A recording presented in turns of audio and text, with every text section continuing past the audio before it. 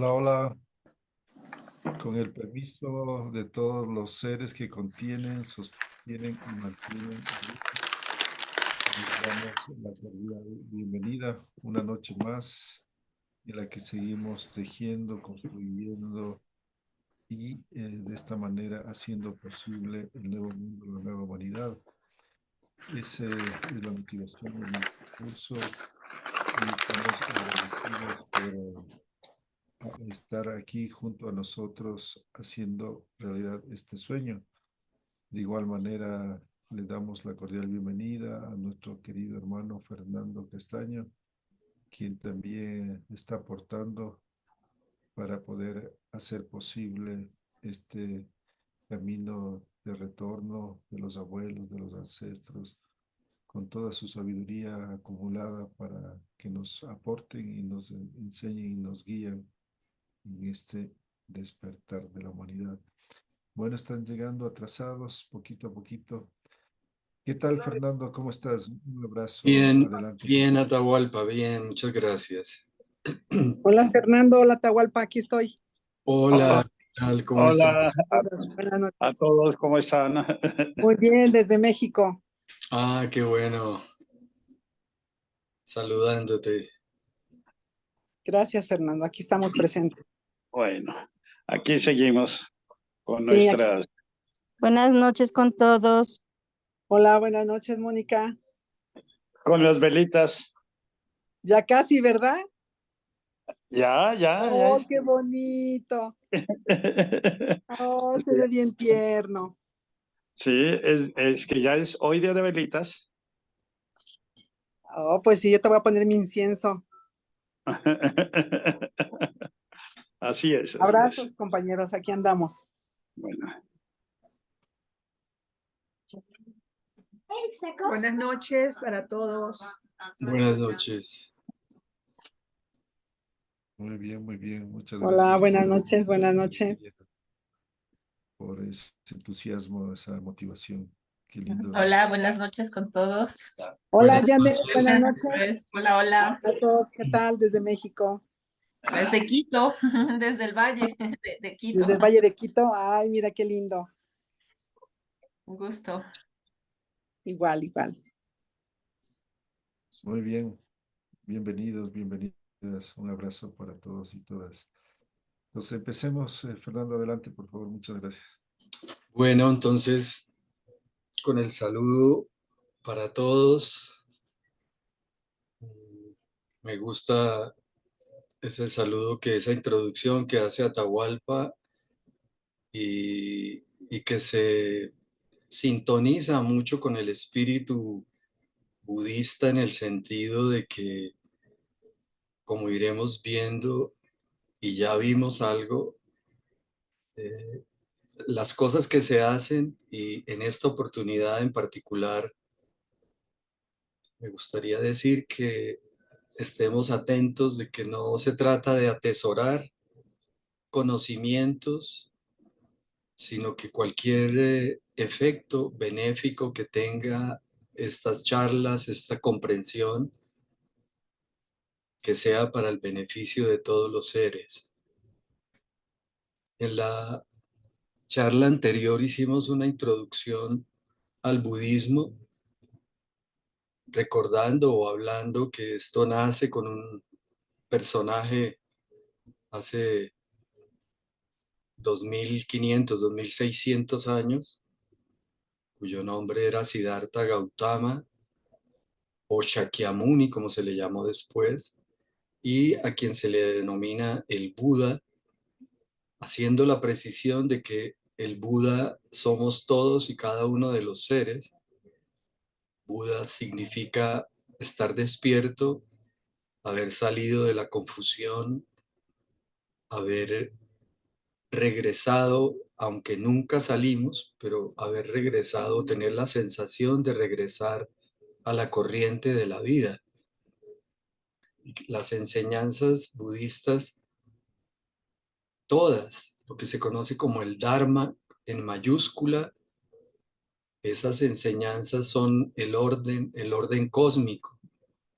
Y de lo que se trata es de aliarnos a ese orden y dejar de pelear y dejar de friccionarnos con la vida para que fluyamos con esta cosa tan extraña que es lo que denominamos la vida en las mejores condiciones, tanto para nosotros como para las otras personas.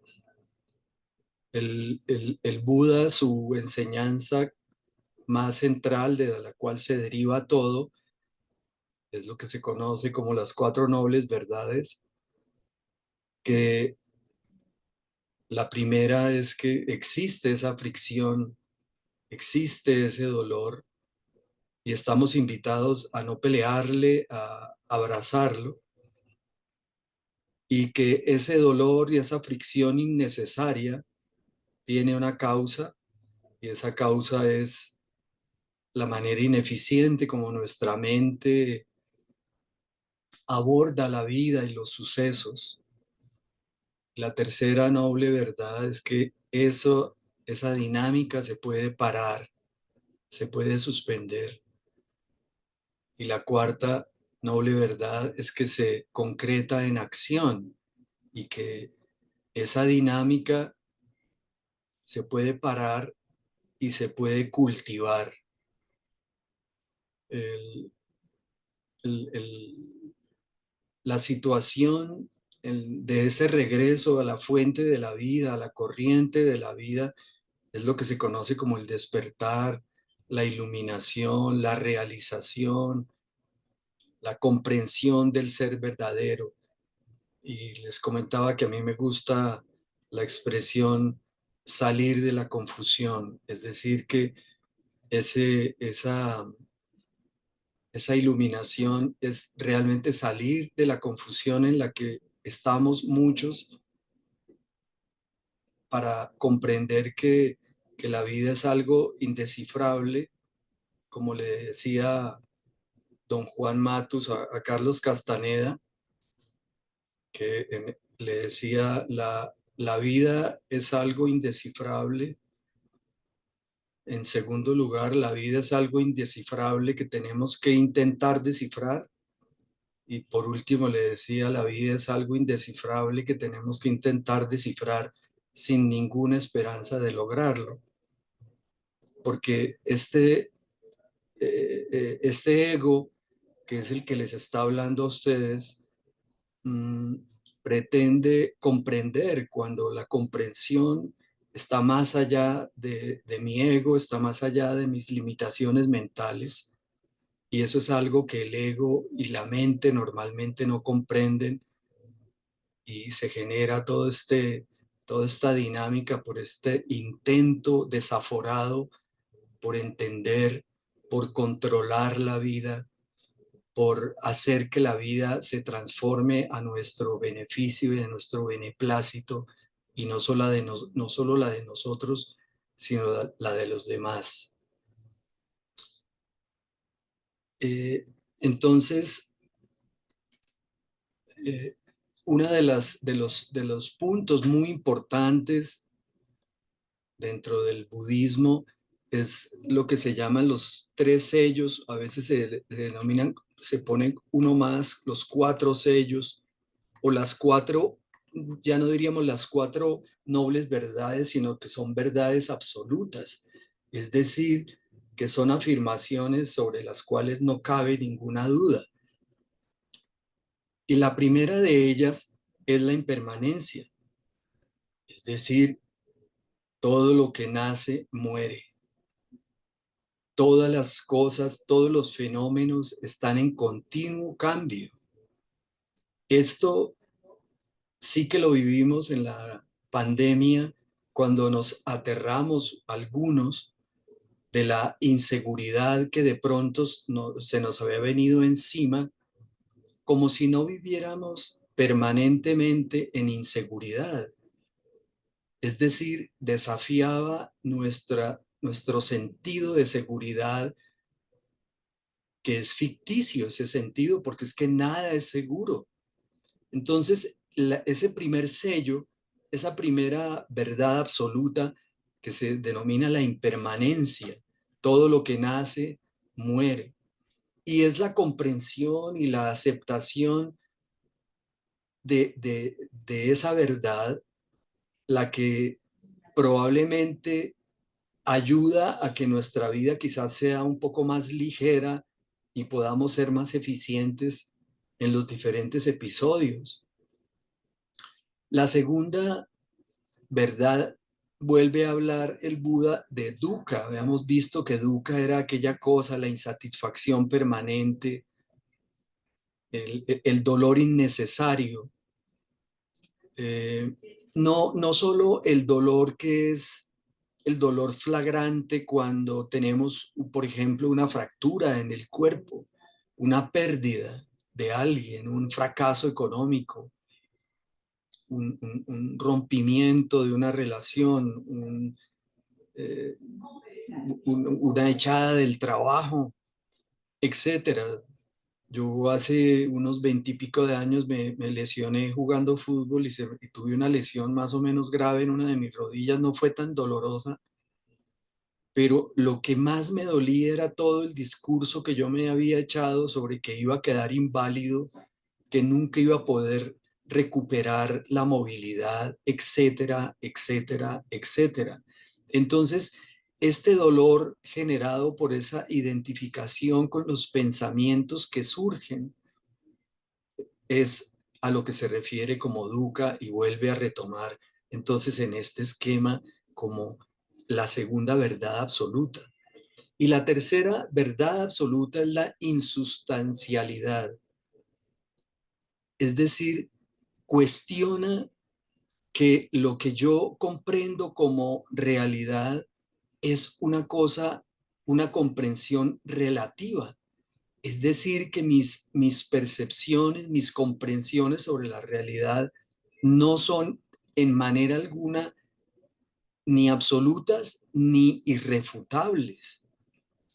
La forma como vemos las cosas, ya la neurociencia, especialmente en la última década e incluso antes, cuando nos cuestionaban, por ejemplo, para decirnos, oiga, es que el color amarillo no existe. El color amarillo es el resultado de una mecánica cerebral que da como acuerdo que ese color es amarillo, pero el amarillo no existe como tal.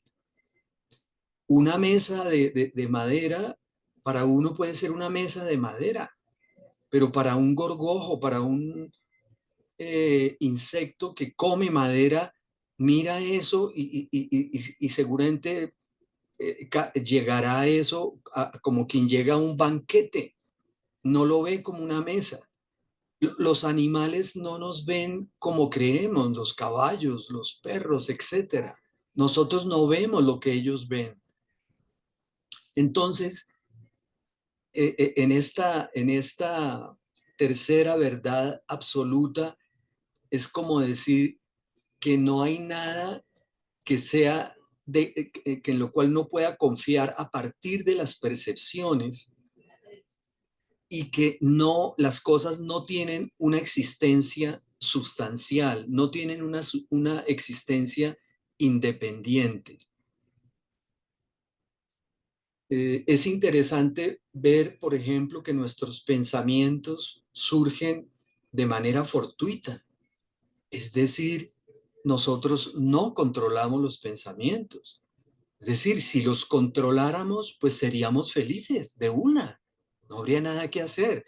Pero esa es una comprobación de nosotros. Podemos revisar, los pensamientos emergen y nosotros no tenemos control sobre los pensamientos. Lo que sí es interesante de ver es que los pensamientos son, como decía un maestro, una secreción cerebral, pero nosotros le damos carácter de realidad a lo que pensamos. Cuando es un pensamiento, como este ejemplo de esta lesión que yo les contaba, pensamientos que me venían y me angustiaban porque me veía inválido, etcétera, cosa que no ocurrió y que con el paso del tiempo, pues recuperé la movilidad. Y la última verdad esta cuarta, que a veces se dice tres, como les decía, a veces se pone una cuarta, que es que las cosas son como son. Y esto nos lleva a que no existe una realidad como un ego. No existe un yo como nosotros creemos. Es decir, tal vez la vez pasada también mencionaba que eso que llamamos ego es pues un conjunto de pensamientos, una colección de memorias, empezando por el nombre, siguiendo con los roles, ¿no? Yo soy un ingeniero, yo soy un profesor, etcétera, roles, o yo soy un padre, o yo soy un esposo, pero detrás de eso hay algo que se esconde quizás y que es mucho más verdadero que estos roles, para no hablar de, por ejemplo, del género, para no hablar de la edad, por ejemplo. Y entonces, esto nos lleva a una inquietud que planteó el Buda, que se conoce como el no yo y que en sánscrito se dice anatta, y sobre lo cual muchas personas que se han acercado a este concepto, algunas personas y algunas escuelas han concluido que no existe el yo, y otras escuelas han dicho, no, eso no fue lo que quiso decir el Buda. Lo que quiso decir el Buda es advertirnos con la identificación que hacemos respecto de los fenómenos y de lo que creemos que son los fenómenos, y estamos apegados a eso. Es como, no podemos desprendernos. No sé si pudiéramos reflexionar por un instante de cómo frente a la vida o a algunos desafíos, a veces pequeños, a veces muy grandes, los pensamientos surgen, y en ocasiones, la mayoría de ocasiones, quizás algunos de nosotros no alcanzamos a diferenciar entre un pensamiento y la realidad, porque ipso facto le damos carácter de realidad. Entonces, pues no es difícil concluir que a partir de esta mecánica, pues lo que se genera es fricción, lo que se genera es dolor para quien está metido en este rollo, como para las otras personas que interactúan, porque uno se puede imaginar que alguien lo ha ofendido porque hizo un gesto, porque dio una palabra, y eso ya puede generarnos todo un conflicto, y podemos hasta iniciar una agresión, no necesariamente física, verbal, etcétera, y ni siquiera nos hemos dado cuenta que es una percepción y que quizás la persona nunca tuvo esa intención, y que lo que hay en algunos de nosotros es un exceso de vulnerabilidad, un exceso de reactividad.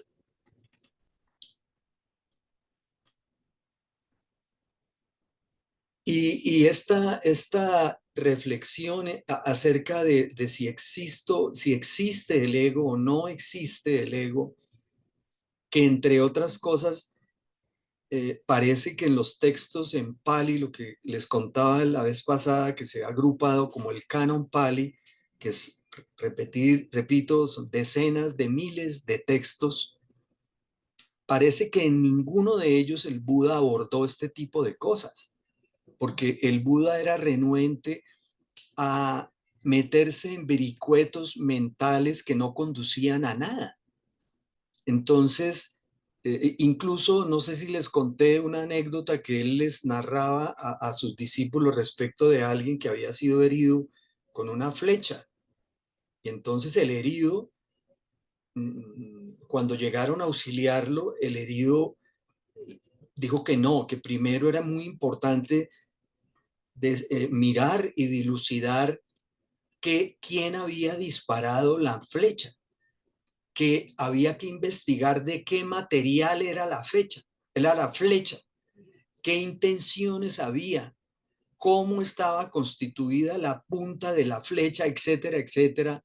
Y mientras tanto, pues el personaje moría en lugar de hacerle frente a que tenía era que curar una herida que había recibido. Entonces él ponía este ejemplo para poner en evidencia a algunos de nosotros que somos muy dados a la cosa mental, a hacer reflexiones mentales, a darle vueltas a la cosa, como decimos aquí en Colombia, no sé si allá también, o en México, pensando en los huevos del gallo, ¿no?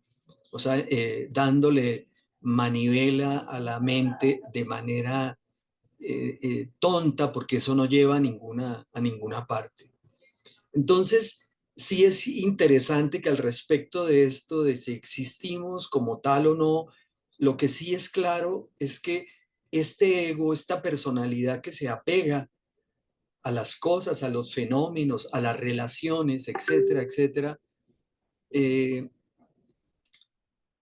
no tiene tal fuerza, y lo que sí se ve es la identificación instantánea que hacemos frente a eso. Es que es muy difícil tomar distancia y decir, ve, me surgió un pensamiento acerca del peligro. Ah, mira, me surgió un pensamiento acerca de los celos, ¿sí? Ah, este cuerpo está experimentando celos. Ah, miren la experiencia. Esto es un cuento de hadas, porque normalmente si tenemos un acceso de celos, si tenemos un acceso de rabia, inmediatamente nos metemos en ese socavón, y nuestra mente, que es muy, muy hábil, nos da los argumentos lógicos para que estemos así, y entonces si son celos se van a incrementar más todavía, y si es rabia igual, y si es culpa lo mismo.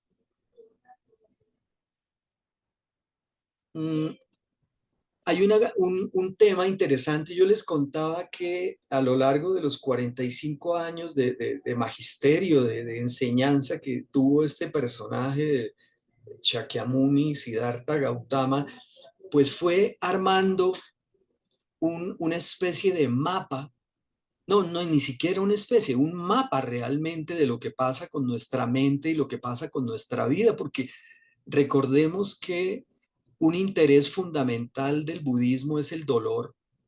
Un interés fundamental del budismo es el sufrimiento innecesario, y la posibilidad que está abierta para todos, absolutamente para todos los seres, no solo los seres humanos, para todos los seres, de salir de la ignorancia y llegar a lo que algún maestro llama como una felicidad genuina, que no depende de los fenómenos, que no depende de lo que ocurra en la vida. Entonces, esta inquietud original del Buda, digamos, desplegó una cantidad de cosas que ya las hemos ido viendo, como la que acabamos de ver con los 3 sellos o 4 sellos o verdades absolutas. Y uno de los aspectos que él encontró muy interesante es cómo había unos obstáculos para salir de lo que se llama la mente samsárica. Ahora vamos a ver lo que en el budismo se llama los 6 reinos del samsara. Entonces, la mente samsara, dice Claudio Naranjo, que es lo que se denomina también, o se puede entender como la mente neurótica. Y encontró y enseñó que había una cosa que él denominó los 3 venenos. Los 3 venenos, una cosa muy importante en el budismo, retomado por algunas escuelas psicológicas modernas. Estos 3 venenos son estos 3 obstáculos que se presentan y que nos impiden ingresar a la corriente de la vida, para decirlo poéticamente, pero ni siquiera es poética, sino que es real, porque la corriente de la vida, lo que la vida quiere, ¿no? Y que nosotros nos oponemos. Entonces, estos 3 venenos los identificó como la ignorancia, es decir, la inconsciencia. En los textos que se traducen, generalmente nos viene la palabra ignorancia, pero nosotros a veces entendemos que es no tener conocimiento, ser un ignorante. No, la ignorancia se refiere a la inconsciencia. Y en la iconografía budista, esa ignorancia se asimila con un animal. Cada uno de estos tres venenos se asimila con un animal, el de la ignorancia con un cerdo. Y si estuviéramos visualizando un triángulo equilátero en el cual en el ángulo superior estaría la ignorancia, en los dos ángulos inferiores de ese triángulo encontraríamos en uno la aversión, la agresión, la irritabilidad excesiva, y está asociado a un gallo. Y en el otro extremo de este triángulo, en la parte inferior de la base, estaría el apego, el deseo, la excesiva hambre, por ejemplo, la excesiva hambre de amor, lo que en el psicoanálisis se llama la oralidad. Y en la iconografía se asemeja esto a una serpiente. Entonces, trabajar sobre estos tres venenos resulta algo muy importante. Como les comentaba, yo tengo conocimiento de que varios psicólogos y psiquiatras que les interesa explorar los laberintos de la mente y los enredos en que nos metemos han apelado a esta figura para explicar el origen de ciertas neurosis e incluso algunos de ellos las agrupan de todas las neurosis, ya sea porque prima esta inconsciencia, esta inconsciencia es como tener la actitud de que si ocurre algo, yo cambio la mirada y miro para otro lado. Es lo que hacemos con un niño cuando está llorando, y entonces si está llorando y vamos en un carro, tratamos de distraerlo y decirlo, ay no, mira ese carro rojo que vaya, ay mira ese perro tan bonito. O sea, es una cosa que hacemos en automático, y es cómo salimos del momento y cómo nos distraemos, ¿no? Esa es la ignorancia, ¿no? Y lo peor de esta ignorancia o de esta inconsciencia es que ni siquiera sabemos qué somos. No, ni siquiera caemos en cuenta que estamos jugando a ser inconscientes. Es como el cuento sufi del que está dormido y ni siquiera se da cuenta que está dormido y que todo está ocurriendo en un sueño. Entonces, la ignorancia, la aversión o sea, el rechazo a las cosas, ¿sí? Tener ese exceso de irritabilidad. Y en el otro, al contrario, ese apego, ¿no? Sí, a mí me parece interesante el nombre que le pone Claudio Naranjo a esto, que sería, él dice que si el Buda existiera, al Buda seguramente le gustaría que le colocaran oralidad, ¿no? A ese exceso y que ese apego, como quizás algunos sabemos, pues proviene es de la sensación de carencia. Es decir, los que hemos tenido carencias de afecto en nuestra infancia, pues buena parte de la vida lo que hacemos es buscarlo de manera un poco, a veces excesiva, inconsciente, etc. Y esto nos pone a algo que les mencionaba, que es la palabra samsara. Entonces, en el budismo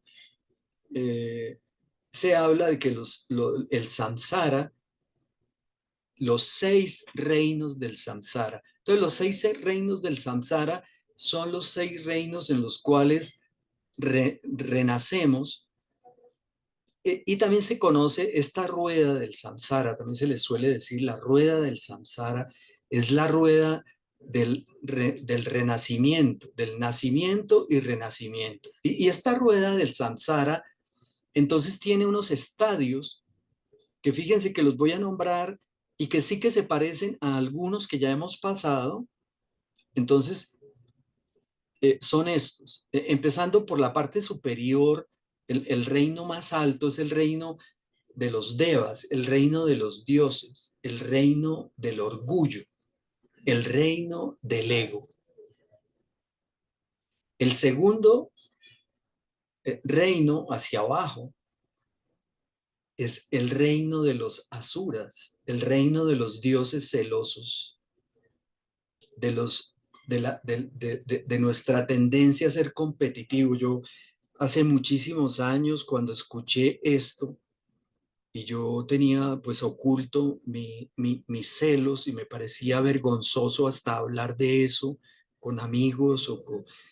Sí, uy, no, qué inmadurez de mi parte. Cuando yo escuché esto, sentí un alivio, dije, no, joda, oiga, es que el Buda hace 2600 años ya se ocupó de esto, ya había encontrado que este es uno de los reinos que producen más dolor, y dentro de los 6 ya lo había puesto a este. El tercero reino es el reino del humano, se conoce así, y ni más ni menos es algo parecido a lo que acabamos de ver con el apego, con el anhelo, con la pasión que genera la búsqueda de satisfacción. El cuarto, seguimos descendiendo, es el reino de los animales, el reino de la inconsciencia, y también he visto que se llama el reino de la estupidez. El quinto es el reino de los espíritus hambrientos. Este es muy interesante. El reino de los pretas, el reino de la pobreza, el reino del deseo de poseer. Es lo que el reino en el cual entramos cuando, por ejemplo, entramos a algún supermercado o alguna parte de objetos que están vendiendo, y alguien nos dijera, escoja algo porque se lo voy a regalar, y uno entra en esa ansiedad de que no sabe qué es lo que quiere coger, porque quiero esto, pero quiero aquello, y no me puedo llevar sino uno, sí, solamente uno, no, es que me gustaría llevarme unos 3 que vi, no, sí, ese reino que genera dolor, que genera mucha insatisfacción, es ese reino de los pretas. Y el último, que es el reino de los infiernos, el reino donde entramos cada vez que nos dejamos poseer por el odio, por la rabia, por la agresión. Hay una cosa muy interesante con relación a estos reinos, y también en otros aspectos de estos esquemas, de este mapa del Buda, y es que cada uno de estos reinos tiene su contraprestación, por decirlo así, en lo que se llaman las paramitas, es decir, las virtudes. Es decir, que cada uno de estos reinos tiene, es como decir que la energía se extravió, se confundió, y fuimos a dar al reino del orgullo, del ego, el reino de los dioses, y nos creemos superiores a todos. Y es porque la energía se confundió, pero la energía es neutra. La energía, podríamos decir, no es ni buena ni mala. Y cuando retoma por el curso normal, entonces vienen las virtudes. Entonces a cada uno de estos reinos tiene una contraprestación, por decirlo así, que es una virtud. Entonces, para el reino de los egos, la primera paramita, la primera virtud a cultivar, la energía va hacia la meditación, hacia la dicha. La de los dioses celosos, la virtud es la paciencia. La de los humanos, que es esta confusión en la que nos gusta estar, es la disciplina. La de la ignorancia o inconsciencia, la virtud es la sabiduría. La de los espíritus hambrientos, los pretas, la virtud es la generosidad. Y finalmente, para el reino de los infiernos, es la diligencia. Entonces, es muy interesante porque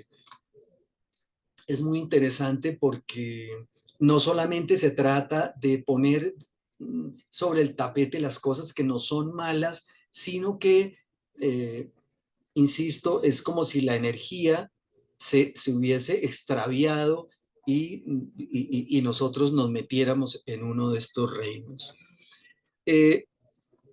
vamos a retomar más adelante esto porque los 6 reinos del samsara están también inscritos dentro de uno de los mantras más, más importantes, y yo diría, tengo entendido que es el más importante en el budismo tibetano, ¿sí?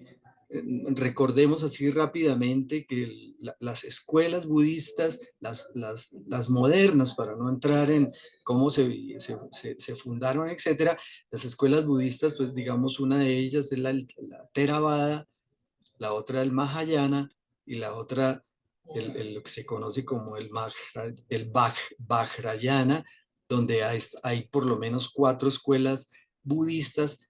Y para mencionar algo o alguien que quizás todos habremos visto por televisión o lo que sea, pues a una de ellas es que pertenece el Dalai Lama. Entonces, ahora retomaremos un poquito el tema del mantra, de la compasión, se conoce, el Om Mani Padme Hum, o en sánscrito Om Mani Padme Hum. Entonces ya haremos algo con esto. Ya habíamos insinuado que una de las cosas que podemos ver es que nuestra percepción no es del todo fiable. Entonces, un maestro sobre el cual seguramente hablaremos en un rato, el maestro más importante del budismo zen, japonés y mundialmente conocido. Entonces, comenta que cuando alguien va en una barca y esa barca se acerca y está yendo hacia la otra orilla, en algún momento puede sentir, es decir, si confía en su percepción, que la orilla se está acercando, cuando en realidad lo que se está acercando es la barca y la orilla está quieta. Entonces, para aludir con este ejemplo que es un error confiar en las percepciones del cuerpo y del espíritu, dice él, ¿no? O sea, espíritu en el entendido de la mente, es decir, emociones, sentimientos, análisis, etcétera. Entonces, nos pone de presente que nuestras percepciones son dudosas y que mediante un trabajo, ya sea con la meditación o el caer en cuenta, algo que ya veíamos antes, de que no hay verdades absolutas, recordemos eso. Entonces, hay verdades relativas, y sobre toda esta base es que se va armando lo que llamamos nuestra personalidad. Entonces armamos una cosa que llamamos la personalidad, bueno, el ego, en fin, y que si uno va y mira, digamos, es fofo, carece carece de realidad en gran parte. Entonces, esas percepciones a través de esto es como mirar la vida a través de un vidrio que está manchado y ni siquiera nos damos cuenta. Y ese vidrio está empañado, ni más ni menos, es la personalidad. O sea, nosotros vemos la vida a través de esto que hemos construido, que llamamos la personalidad, de conocimientos, etcétera, etcétera.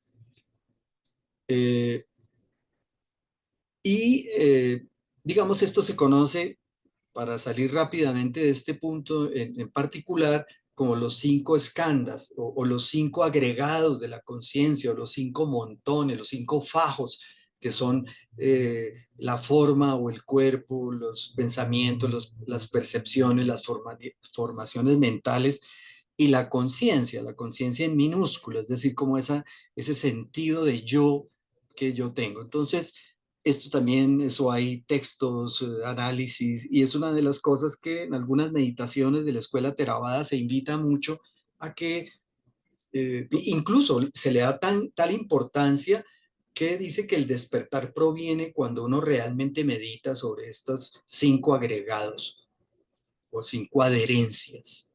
Bueno, hay una cosa que está muy ligada al budismo, y no solo al budismo, quizás, sino también a otras escuelas, pero especialmente al budismo, y es la meditación. Entonces,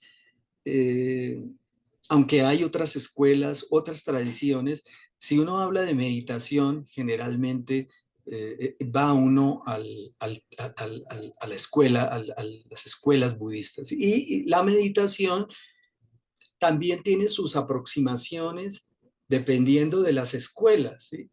En últimas es muy parecido o ni siquiera parecido, sino es lo que ya hemos ejercitado, que es poder estar en una actitud donde podamos tomar distancia de la mente, donde podamos estar en quietud observando nuestro organismo y en manera alguna, como dicen varios maestros, se trata de evadir la vida. Por el contrario, es ponernos de cabeza a la vida, es poder mirar a la vida a los ojos, podernos mirar a nosotros mismos, poder mirar cómo es la dinámica de nuestra mente. Y en esto, no sé, digamos, hay un par de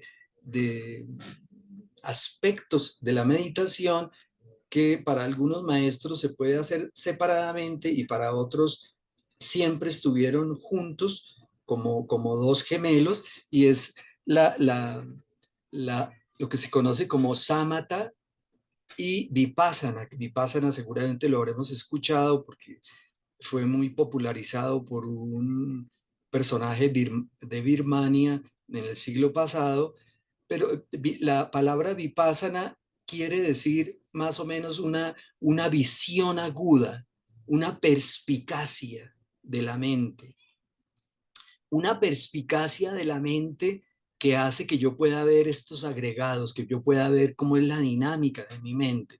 Y el shamatha lo que quiere decir es una calma mental. Y esta calma mental se puede lograr si uno se concentra, por ejemplo, en una vela o en un mantra, etcétera. Bueno, voy a pasar rápidamente por esto, solo para mencionarlo. Sí, sí es interesante comentar que mientras que para algunas escuelas Theravadas, como la que les he mencionado de Thanissaro Bhikkhu, cuyo libro con cada respiración, ahí les coloqué el link con el cual pueden descargar ese libro. Si a alguien le interesara la meditación, es un libro maravilloso.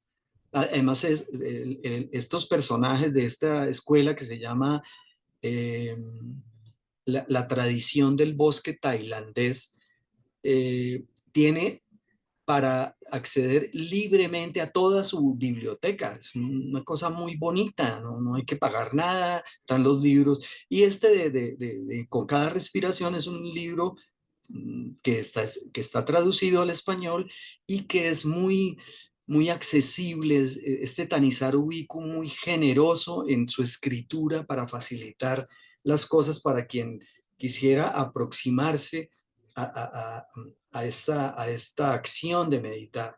Entonces, para estas escuelas, como para Thanissaro Bhikkhu, es una posibilidad de entrenar la mente. ¿Sí? Recordemos que la mente actúa bajo ignorancia, bajo inconsciencia, y porque hay unos patrones kármicos, ¿sí? Una inercia, ¿sí? Es que no la podemos detener, ¿no?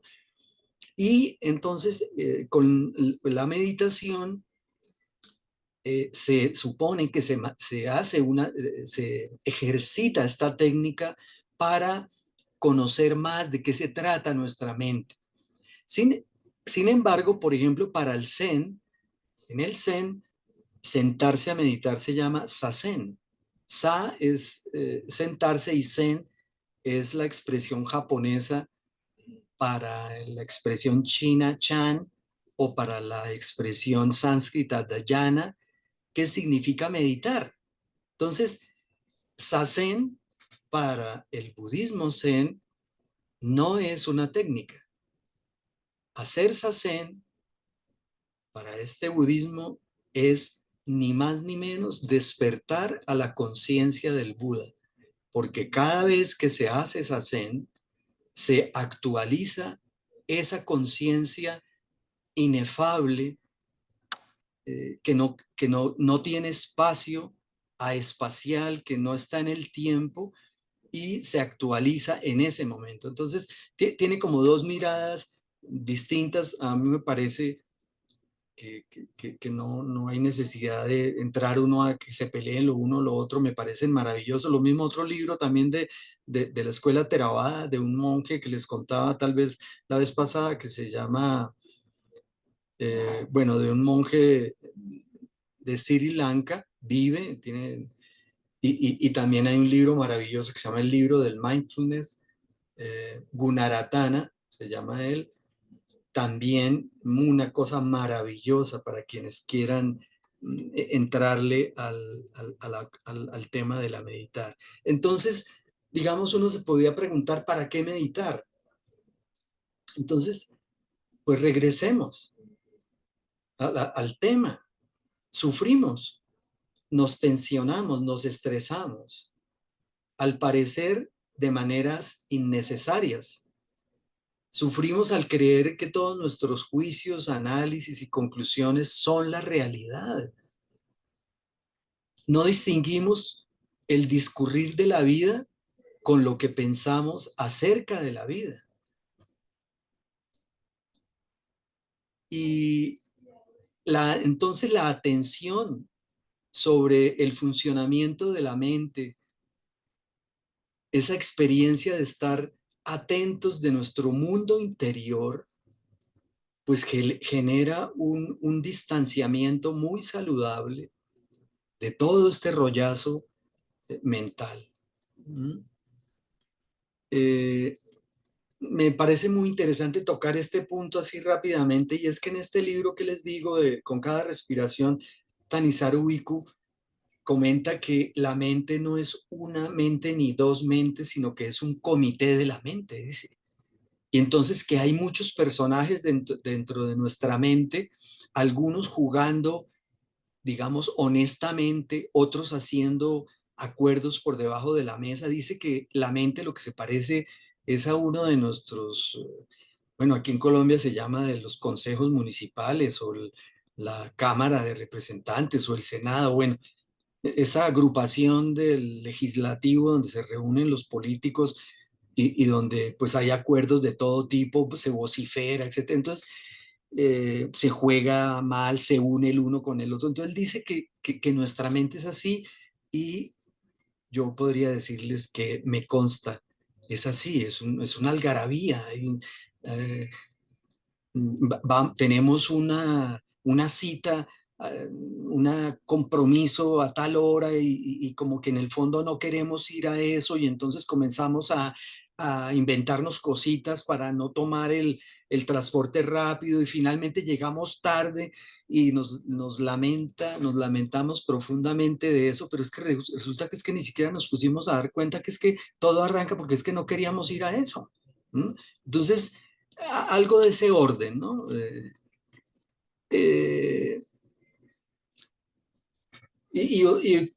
Adicionalmente a este par de personajes que les comento, el Tanisaru Bhikkhu y Gunaratana, sobre si alguien está interesado en meditar, les recomiendo también a Pablo Dors, un sacerdote católico muy, muy interesante. Y hay mucha cosa en YouTube. Hay un programa de estos grabados de BBVA. Y a pesar de que él es un sacerdote católico, aboga por eso y lo expresa de una manera tan sencilla y tan convincente de la importancia de hacer silencio en nosotros, de tomarnos un rato de silencio, de silenciar el cuerpo, es decir, de aquietarnos, de observar detenidamente nuestra mente, qué es lo que está surgiendo.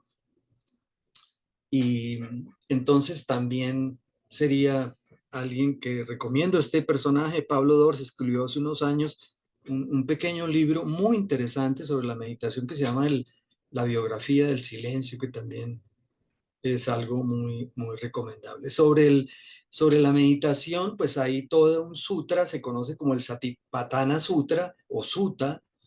Sutta, recordemos que es un término en Pali, y sutra en sánscrito, y pues hay todo un tratado sobre el tema de la meditación, pues que no vamos a entrar en este momento, y que pues hay una cosa muy importante para los estudiosos del budismo que se llama los 4 fundamentos de la atención plena. Pues me parece importante en este momento no teorizar más, y si les parece bien, tomemos unos minutos. Les sugiero colocar su tronco erguido y ponerse en una postura cómoda que puedan mantener durante algunos minutos, porque como ya recordamos la vez pasada, apenas nos quedamos quietos, comienza nuestro cuerpo a pedir que nos rasquemos alguna parte, hay un dolor, etcétera. A menos que sea un dolor espantoso, y si mantengo esta postura me van a llevar a la clínica, pues vamos a tratar de mantener esta quietud. Igual ocurre con nuestra actividad mental cuando cerramos los ojos. Entonces, si quieren hacerlo con los ojos cerrados, si quieren hacerlo con los ojos semiabiertos, y si los deciden tener los ojos semiabiertos, entonces no enfoquen nada, que la mirada esté baja, sin enfocar nada. Pues vamos a hacer un recorrido por el cuerpo con nuestra atención, como hicimos en la sesión pasada, iniciando por las plantas de los pies.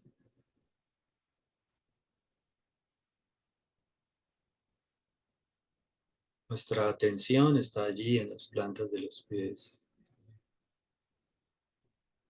Y vamos a ir recorriendo nuestras piernas. Detengámonos en las rodillas.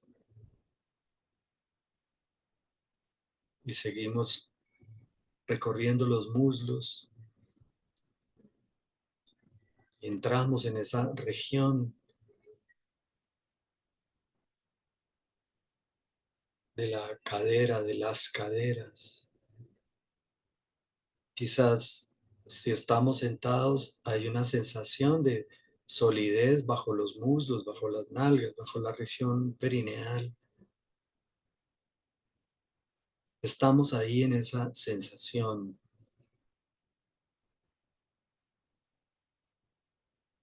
Seguimos subiendo por la espalda. Estamos muy atentos a cualquier punto que llame nuestra atención por alguna contracción, para ir allí con la atención. Llegamos a los hombros. Tratamos de soltar las tensiones, las contracciones que haya allí y que esta postura no requiere. Corremos los brazos también, los codos, las muñecas, las palmas de las manos. Puedo recorrer cada uno de los dedos y sentir esa sensación de calor o de hormigueo en las palmas de las manos. Volvemos a los hombros, a la base del cuello, y recorremos ascendiendo el cuello. Vamos a nuestra cabeza. Nos detenemos un instante en la cúspide de la cabeza.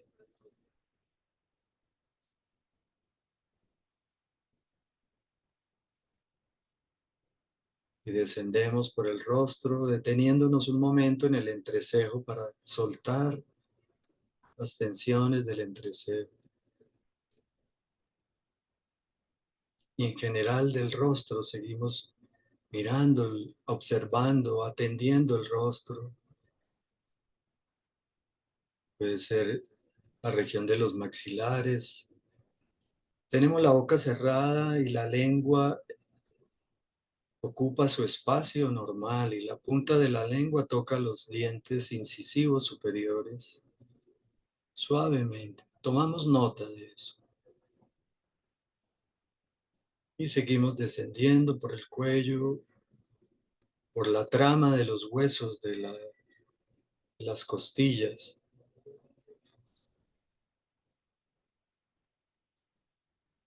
Y sentimos cómo se insinúan esos órganos importantísimos de los pulmones, el corazón, el tubo digestivo. Llegamos al océano de nuestro vientre, a la zona blanda. Y unos centímetros más abajo del ombligo y hacia adentro también unos poquitos centímetros, podemos visualizar como un pequeño sol.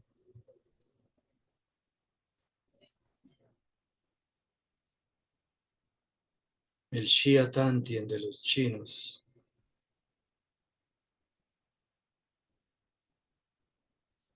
Incluimos en esta observación, en esta atención, nuestro respirar, sin controlar las respiraciones. Estamos atentos en cada inhalar y cada exhalar.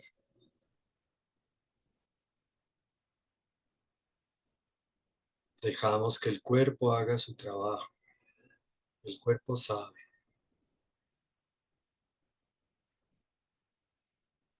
Y en todo este recorrido también seguro han surgido pensamientos, análisis, reflexiones, ideas.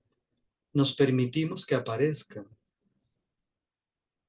Quizás alguna escena del día, algún trabajo pendiente, alguna dificultad sin resolver. En fin, la mente genera pensamientos de manera fortuita y yo permito que así sea. Cuando se encadene una historia, regreso a este presente. No hay nada malo en que la mente piense. No hay nada malo en que emerjan emociones de todo tipo.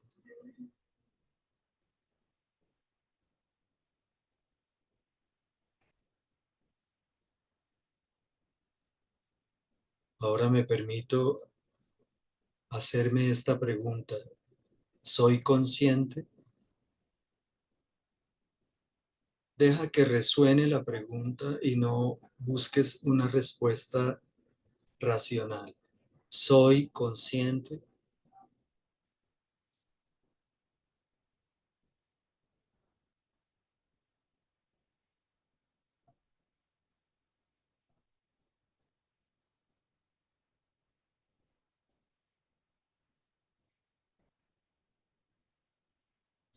Vuelve a la sensación de la respiración.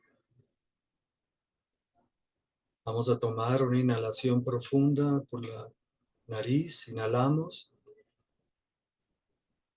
Y entreabrimos la boca y soltamos, vaciándonos.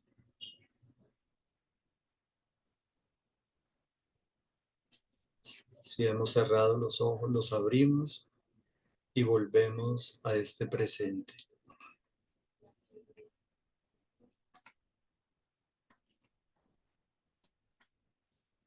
Bien.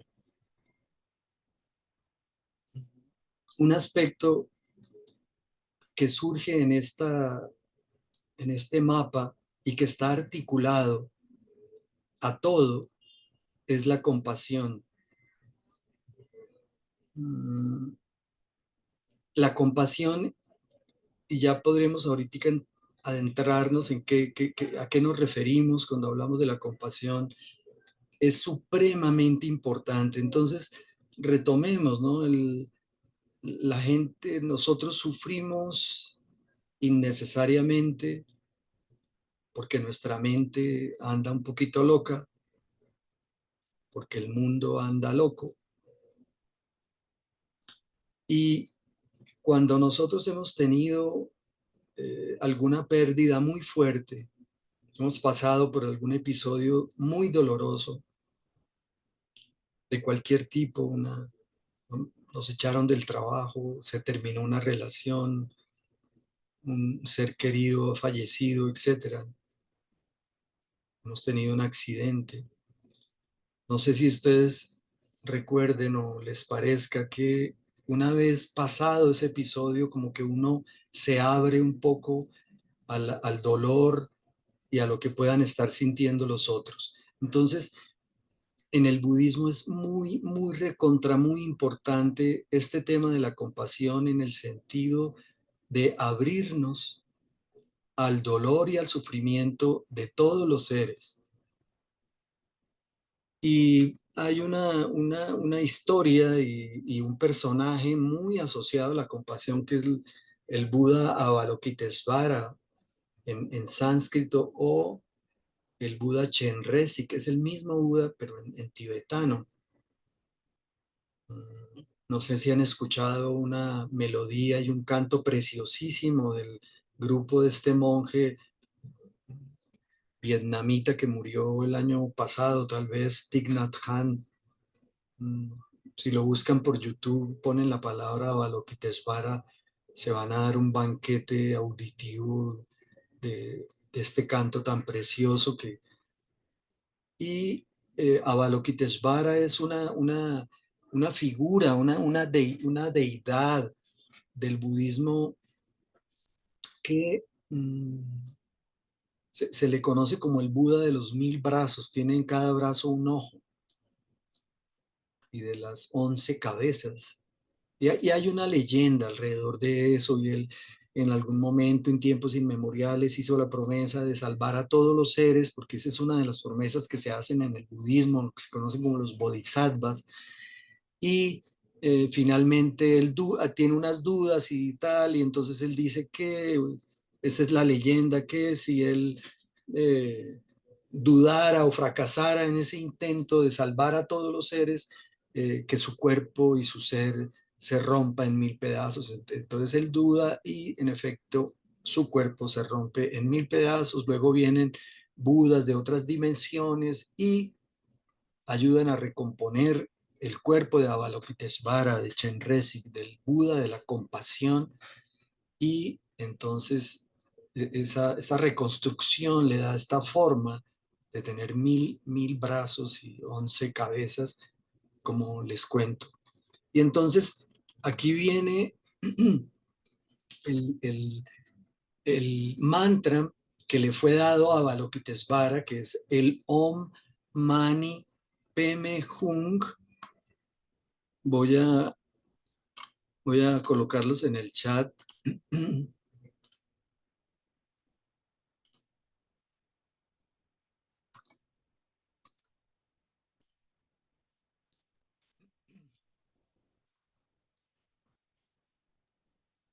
Y también, Fernando, ¿puedes escribir el nombre de este monje tibetano que dices que ha muerto a la quita? ¿Cómo era? Sí, no es una deidad, es una deidad del budismo. Ya, entonces se los voy a colocar los dos nombres, en sánscrito y entonces Avalokitesvara es en sánscrito. Si ustedes, por ejemplo, quisieran oír, esto es muy recomendable, eso es una preciosidad, además muy dado a ser sensibles con nuestro propio dolor y muy sensibles con el dolor de los demás, de este personaje Thich Nhat Hanh. Thich Nhat Hanh fue un monje zen de Vietnam, que por allá en los 60 fue un activista de la paz. Entonces a él se le ven fotos con Martin Luther King, etc., ¿no?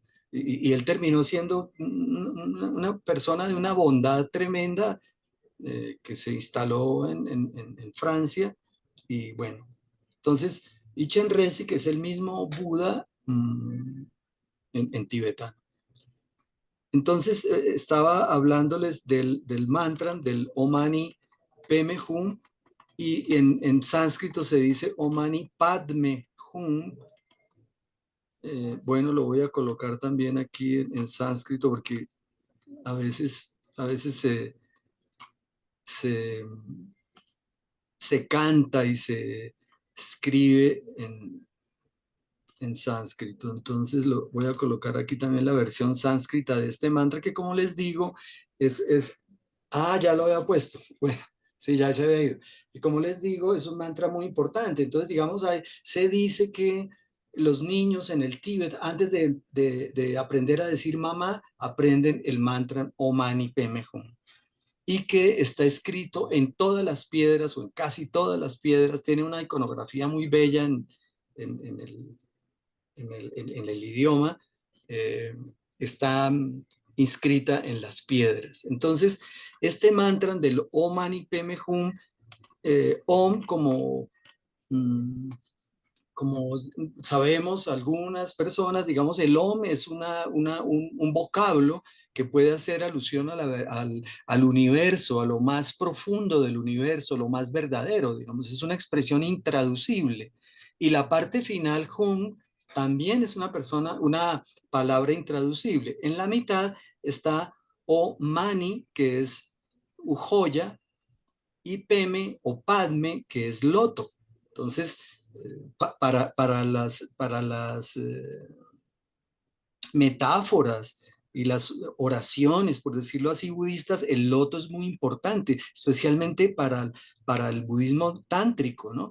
El budismo tántrico que no está haciendo alusión exclusivamente a las prácticas sexuales, que también están bien, sino el budismo tántrico como un budismo esotérico y que se ocupa de esta vida y de las cosas más tremendas de esta vida para poder hacer el camino. Entonces la metáfora del loto es que es una flor preciosa cuyas raíces están metidas en el fango, en el lodo. Entonces es toda una figura de la cual se ha apropiado, eh, bueno, ha tomado mejor el budismo, especialmente el budismo tibetano, bueno, todo el budismo, para hablar de esa condición, ¿no? De que esa condición de que precisamente de nuestras heridas, es que precisamente de nuestros extravíos, es que precisamente de nuestros defectos más horribles y menos aceptados es donde se abre la puerta para entrar en nosotros mismos. Hay una frase bellísima de Rumi, del sufismo, que dice que el dolor es algo así como la herida del dolor, es como la rendija por la cual atraviesa la luz, más o menos. Seguramente ustedes verán el lunes en su charla sobre sufismo. Entonces la compasión vista, vista no como una amabilidad hacia otra persona, no ser amables con alguien. No, la compasión es otra cosa. La compasión es una cosa que surge de mi propio centramiento. Cuando yo estoy centrado, puedo ser compasivo. Si yo no estoy centrado, no puedo ayudar a otros porque quizás me vuelvo invasor, porque quizás no hago las cosas correctamente, porque a lo mejor hay emociones atravesadas, porque a lo mejor estoy necesitado de ser reconocido, porque a lo mejor estoy tan metido en la lucha que voy a armar unas guerrillas para instaurar el bien en el mundo. Todos los grandes líderes que han hecho masacres en la humanidad, creo que a la gran mayoría les ha asistido el deseo de ser mejores y de mejorar la humanidad. ¿Sí? Algo así como las matanzas de los cátaros, ¿no? Que se suele ocurrir aquí en este país, en nuestro Colombia, con los grupos armados, ¿no? Mm, hay que matarlos a todos y Dios allá arriba mirará quién es inocente y quién no. Eh, yo te voy a salvar, y si para salvarte tengo que matarte, te voy a matar, pero que te salvo, etcétera, ¿no? Digamos, las cruzadas, eh, sí, todas estas acciones que están descentradas, pero que en principio tienen la vestimenta de hacer el bien, ¿no? Hacer el bien en nuestra Amazonía por parte de los misioneros católicos o de estos personajes de, que venían, no me acuerdo cómo se llama, no sé qué, de verano, que venían aquí gringos Instituto americanos. Lingüístico de Veracruz. Exacto, el Instituto Lingüístico de Verano. Yo conocí personas y eran personas buenas, no les asistían mal, pero joder, qué daño que hicieron los unos y los otros. O sea, demonizar las costumbres de los indígenas, secuestrar los niños para meterlos en internados y para no hablar de abusos y otras cosas.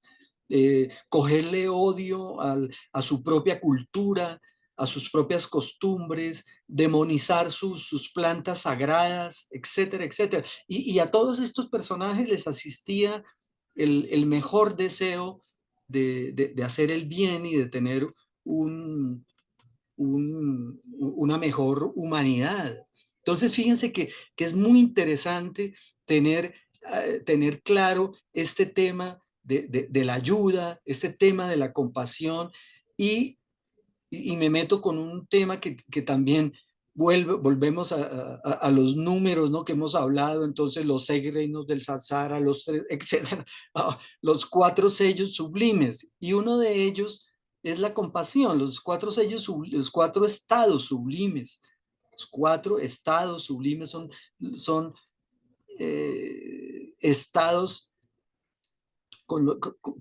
que se recomienda para cultivar, y uno de ellos es la compasión. El primero es la benevolencia, el segundo es la compasión, el tercero es la alegría empática, es decir, que yo me alegre con la alegría y los éxitos de los demás, y el cuarto es uno que se sale de esos 3 y es la ecuanimidad, el equilibrio.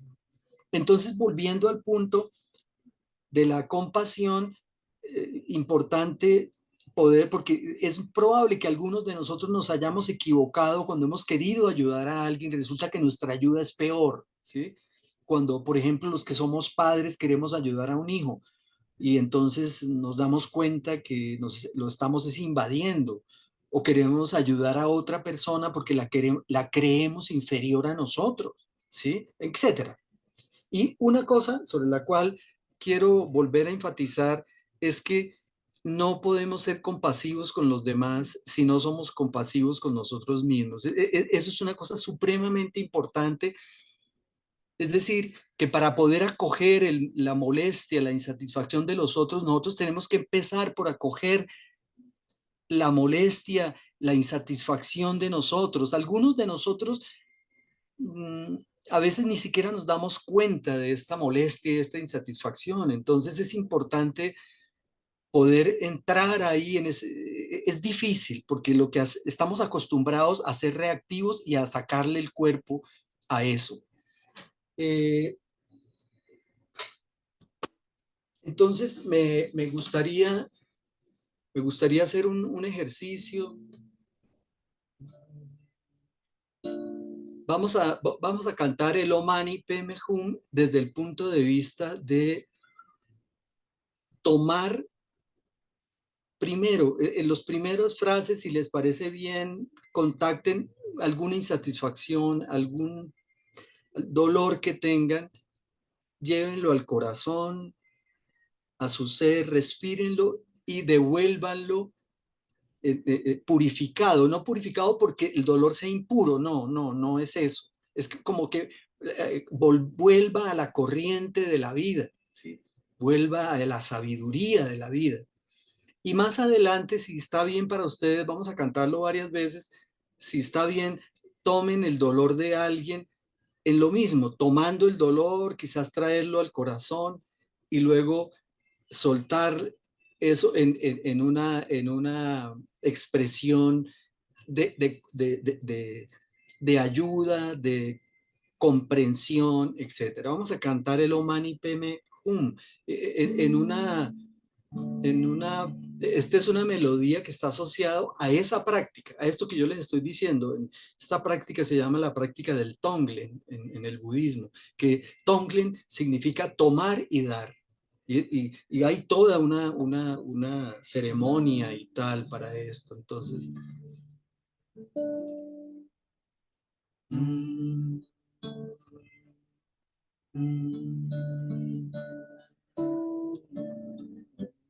Pueden abrir los micrófonos. Dime. No, decía que pueden abrir los micrófonos los que decían. Om Mani Padme Hum. Om Mani Padme Hum.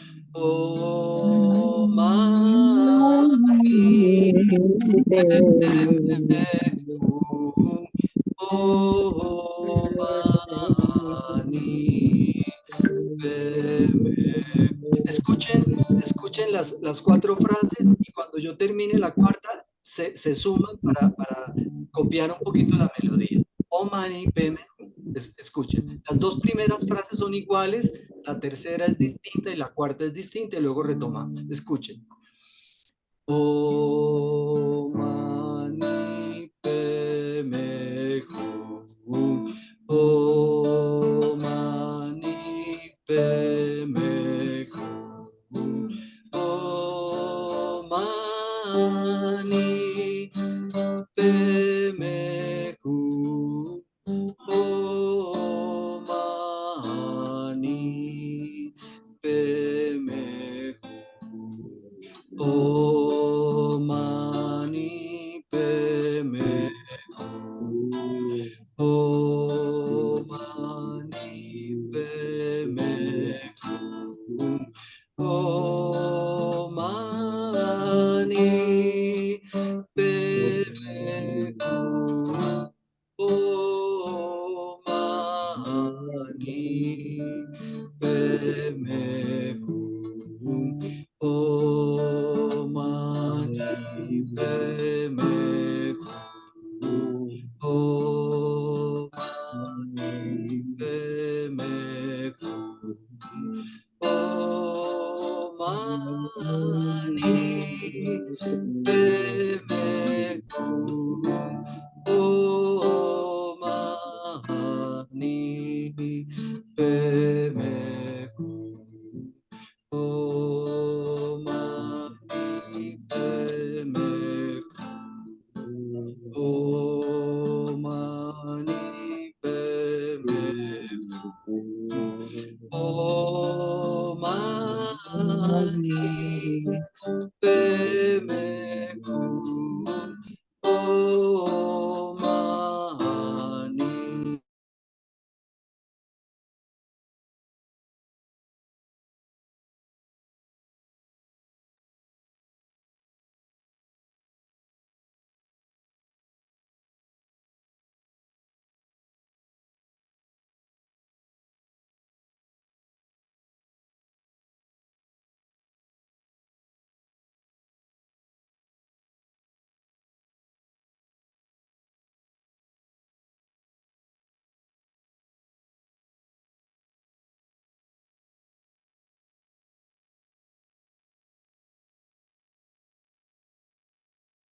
Fernando, se cerró tu micrófono.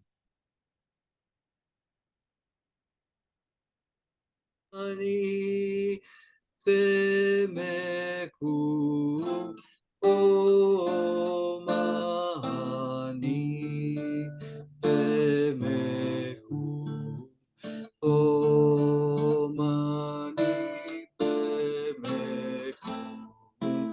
Om Mani Padme Hum. Om Mani Padme Hum. Om Mani Padme Hum. Om Mani Padme Hum. Om Mani Padme Hum. Om Mani Padme Hum. Om Mani Padme Hum.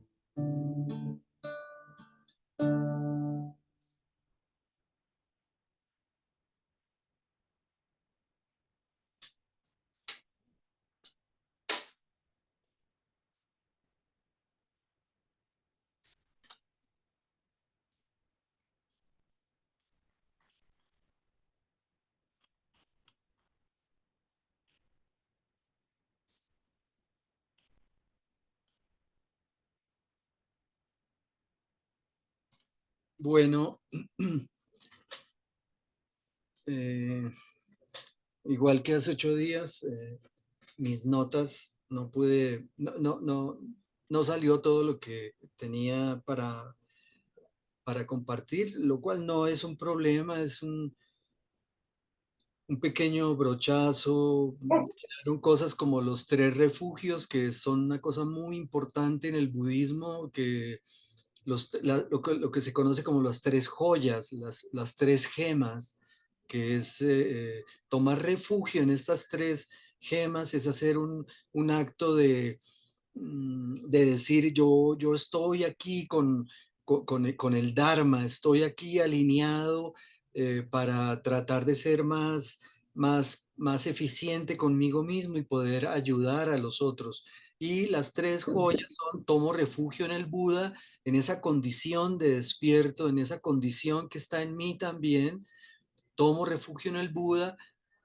Segundo, tomo refugio en el Dharma, que hemos dicho que podrían ser una traducción como tomo refugio en las enseñanzas, pero es también tomo refugio en el orden. ¿En el orden? ¿Cuál orden? En el orden cósmico, en el orden en la cual yo pertenezco y pertenecemos todos.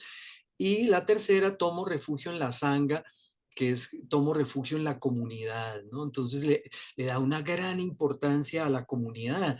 En este caso podría ser en un principio la comunidad de monjes, pero es la comunidad entera, esta comunidad que ha convocado a Atahualpa, y que estamos ahorita mismo en esta sintonía. Entonces, las 3 joyas: tomo refugio en el Buda, tomo refugio en el Dharma, tomo refugio en la sangha. Y también se nos quedó algo que voy a mencionar muy rápidamente. Dime, Fernando, dime. puedes tomarte 15 o 20 minutos, no hay problema. Bueno, Adelante. vale, listo. Entonces, saliendo o pasando por esta cosa tan importante del, del- de los tres joyas. Ahí, yo ya les había mencionado a ustedes la vez pasada que para el budismo es muy, pero recontra muy importante la ética, ¿sí? Entonces, el otro día mencionábamos, y una de las preguntas que tal vez hacía Atahualpa, en el sentido de que el budismo, digamos, como les he contado un poco, el Buda no quería meterse, por ejemplo, en preguntas de si Dios existe o no existe, digamos que, y no era que tuviera nada contra Dios o contra la existencia de Dios, no, nada que ver. Era como que a él le parecía, y a mí a veces también me parece que es innecesario. Es decir, es que, digamos, es algo sobre lo cual no va a cambiar las cosas. Entonces, la ética, digamos, la luz de la ética, lo que orienta la ética es hacer el bien. Digamos, una cosa clarísima en el budismo que se reza en los mantras: hacer el bien.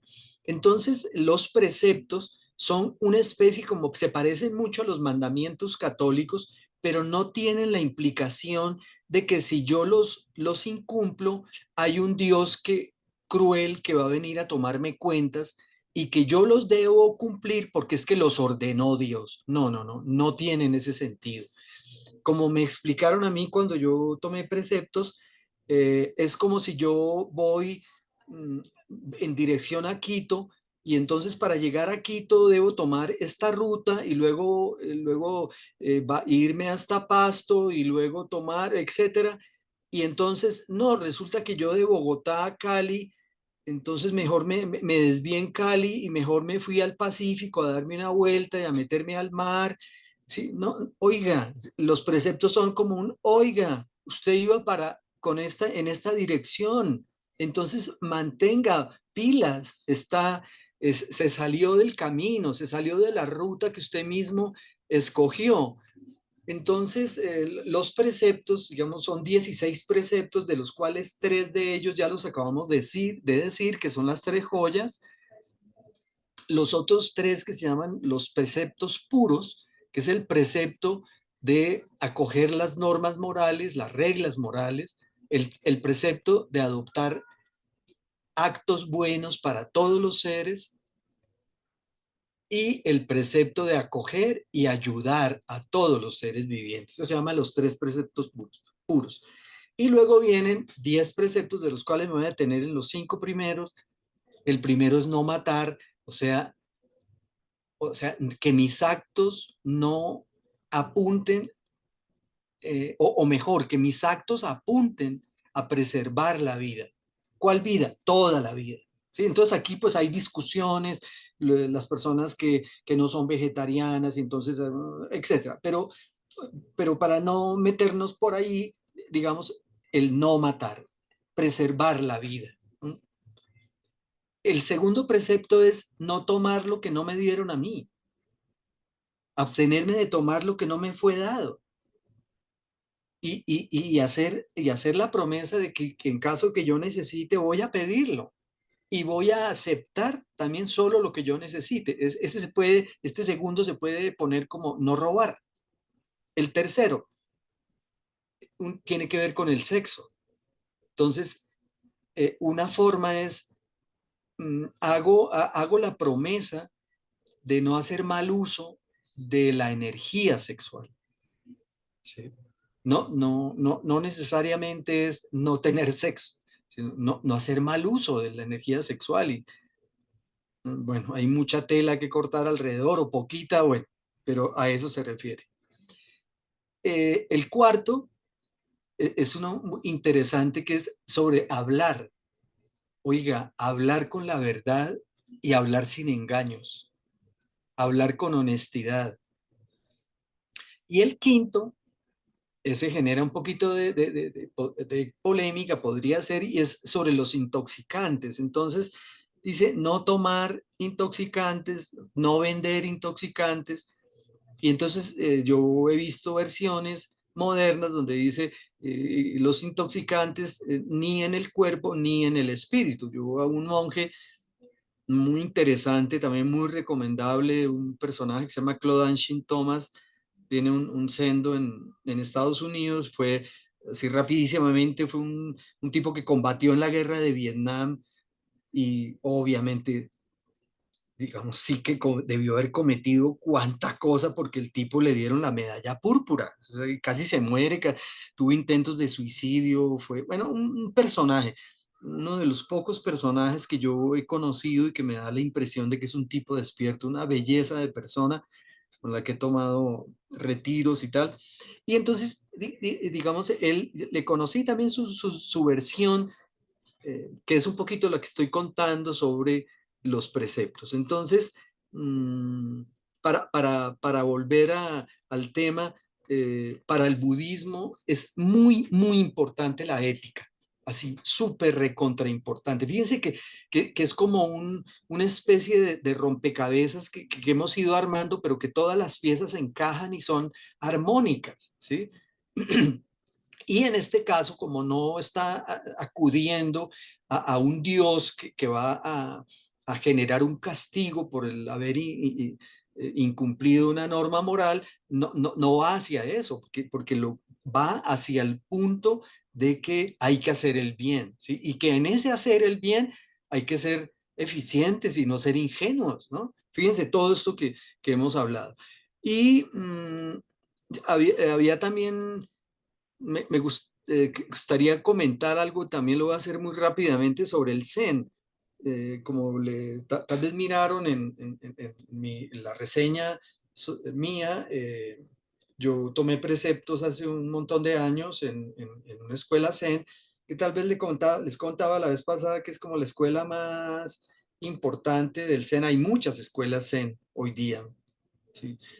Y esta, tengo entendido que es, bueno, es como, bueno, se llama la Sotoshu, esta escuela Zen. Y esta escuela Zen, como seguramente todas las escuelas budistas dicen, arrancan diciendo que esta escuela nace con la iluminación del Buda Shakyamuni. Y hay un episodio muy bonito que parece que fue real, y es que él estaba en un lugar que se llamaba el Pico de los Buitres, con sus, ya yo tengo entendido que como al final estaba ya mayor, ya bien viejo. Recordemos que el Buda murió a los 80 y pico de años. Y estaba en ese pico del buitre y él tomó una flor, algunos dicen que fue una flor de loto, bueno, tomó una flor y la hizo girar en su mano, y él volvió a mirar y vio a uno de sus discípulos que esbozó una sonrisa, y él entendió que en ese momento, sin palabras, él había entendido, para decirlo en los términos que se conocen, en ese momento se iluminó. Ese discípulo se llamaba Mahakashyapa, y Mahakashyapa es el discípulo por la línea por la que viene el Zen. Entonces, para el Zen, ese episodio de la flor y este personaje, Mahakashyapa, forma parte de lo que se llama el linaje del Zen. Luego, hay un monje que quizás algunos lo hayan oído nombrar, y es el famoso Bodhidharma. Entonces, el Bodhidharma era un monje que parecía que venía de Ceilán o de Sri Lanka, como se decía antes, y llega a la China, y en la China ya el budismo había entrado a la China por los caminos del el comercio de la seda, o sea, ya había budismo. Y el emperador sabe de la llegada de Bodhidharma y lo manda a llamar, y hay un diálogo entre Bodhidharma y el emperador chino, donde se pone de manifiesto que el emperador quería méritos por todo lo que había hecho y no había entendido de qué se trataba la vía, digamos. Y Bodhidharma se queda en la China, hay más cuentos, bla, bla, bla. Y Bodhidharma era el patriarca número 28, contado desde Mahakashyapa. Entonces, sí, porque se tienen esas cuentas, ¿no? Entonces, era el número 28, y él, después de meditar durante 9 años en la montaña de Shaolin, acepta un discípulo y luego acepta otros discípulos, después de meditar entre una cueva, y ahí arranca lo que se llama la corriente Chan en términos chinos, que es exactamente la corriente Zen. O sea, Chan y Zen es lo mismo. Chan en chino, Zen en japonés. Y por allá por el año 1200, un personaje muy importante, un personaje ineludible si uno se acerca al Zen, que es Dogen Zenji. Entonces, Dogen Zenji es de 1200 a 1253, y fuera de eso, no solamente fue una persona que fundó el Zen en Japón, sino que hoy día es reconocido para algunos como el mayor pensador en toda la historia de Japón. Yo no sé de eso, apenas he leído esa afirmación, o uno de los más importantes pensadores. Entonces nos metemos en el Zen, y entonces, así, para ir resumiendo, el Zen no le interesaba tanto como en el Theravada, por ejemplo, el Canon Pali. No, el Zen no.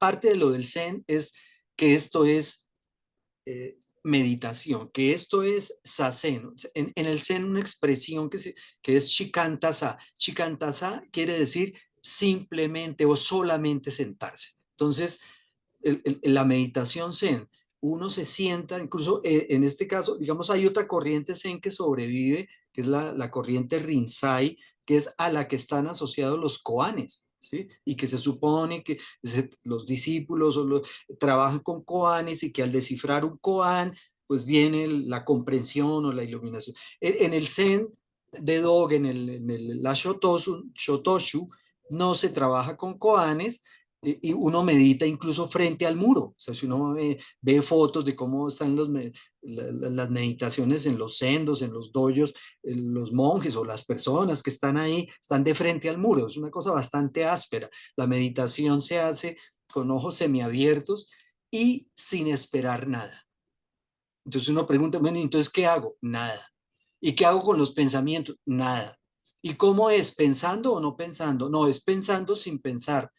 Sí, hay un juego de palabras y con diálogos entre maestros al respecto. Entonces, otra cosa interesante del Zen es que, no sé si ustedes sepan, pero el budismo cuando se fundó y cuando, digamos, el Buda arrancó con sus discípulos, eran mendicantes. O sea, ellos pedían, no trabajaban. Entonces, en el año 800 o algo así, es famosa una frase de un monje, de un maestro Chan, o sea, un maestro Zen que acuñó la frase, un día sin trabajar es un día sin comer. Entonces, en el budismo Zen se trabaja, ¿sí? Entonces se hace una cosa que se llama Samu y los monasterios Zen son gente que trabaja y meditan duramente, pero, o sea, mucha actividad, ¿no? Y como les comentaba, entonces no son muy apegados a los textos sin que los nieguen, ni mucho menos. Obviamente que se leen a este personaje Dogen en un famoso libro que se llama El Shobogenzo, o sea, Dogen, bueno, en fin. Pero muy importante en el Zen, por ejemplo, este punto. La cotidianidad de la vida es la maestra. Eh, entonces, oiga, no, Welmin nos ubica. Oiga, si es que la vida misma, esta cosa rara, fuerte, tremenda, es la maestra. Voy a leerles un par de cosas de una monja Zen, ya murió en el siglo pasado, se llama Charlotte Yokove, cuyos libros son muy chéveres porque son libros que no son para budistas, son libros para la vida. Uno de ellos es La vida tal como es y el otro es el Zen día a día. Entonces, miren esto. Nuestra vida es un permanente vagar por el desierto en busca de la tierra prometida. El tedio de la vida cotidiana es el desierto por el cual andamos errabundos buscando. Nuestras relaciones personales, nuestro trabajo y todas esas pequeñas actividades indispensables que no queremos realizar son el regalo. Debemos cepillarnos los dientes, comprar alimentos, lavar ropa, revisar la chequera, dictar una charla. Este tedio, este vagar por el desierto, es en realidad el rostro de Dios. Nuestras luchas, el compañero que nos saca de quicio, el informe que no queremos escribir, todos ellos son la tierra prometida. Bueno, yo creo que pues hay más cosas. Hay un par de textos maravillosos cercanos al Zen que vale la pena. Es el Shinjin Mei y lo que se conoce como el Sutra del Corazón. Y bueno, va en mis notas, o sea que si quieren mirarlos, ahí van mis notas que pues se las enviaré mañana a Atahualpa. Por lo pronto, gracias Atahualpa, gracias a todos y que si surge alguna comprensión de estas charlas, de estas palabras, que sea para el beneficio de todos los seres sintientes. Y que así sea. Que así sea. Muy lindo, muchas gracias, hermano. Muy lindo ese Que así último sea. texto. Hermoso de bajarle a Dios aquí a la vida cotidiana. Que Dios está aquí expresándose en todas las formas y expresiones y bajando también el paraíso, ¿no? A la Madre Tierra, la Pachamama, que está aquí. Muy bien. Y entonces, hermanos, hermanas, si tienen preguntas, comentarios, algo que quieran anotar, señalar, sería interesante. Adelante, Guadalupe. Pues nada más externar mi gratitud. Afortunadamente queda la grabación. Me gustó este del ejercicio. El Opani Mani. El Opani, me tienes que enseñar, para decirlo porque el Om, Namaste es Om, Om, Om, Mani, Mani, Mani, Peme, Peme, Peme, Hung. Om Mani Peme Hum.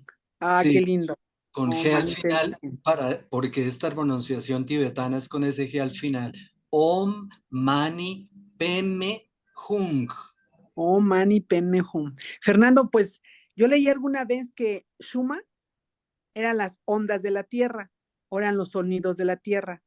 Y si todos nos concentráramos a las 12 del día, por ejemplo, y que todos externáramos el Shuma a las 12 del día, 130 millones de habitantes que son en mi país, más los de tu país y los de todo el país, leí en algún momento que sanábamos el corazón de la tierra. Entonces, con estos mantras que nos acabas de enseñar, yo creo que si no podemos salvar a la tierra, por lo menos salvarnos a sí mismos, ¿no? Relajación, estar tranquilos y pasar una noche tranquila. Entonces, de mi parte, no me resta más que agradecerte estas enseñanzas, tu compartencia en este curso. Gracias de corazón. Desde México, el Omani va a estar presente. Con mucho Gracias. gusto. Gracias, gracias.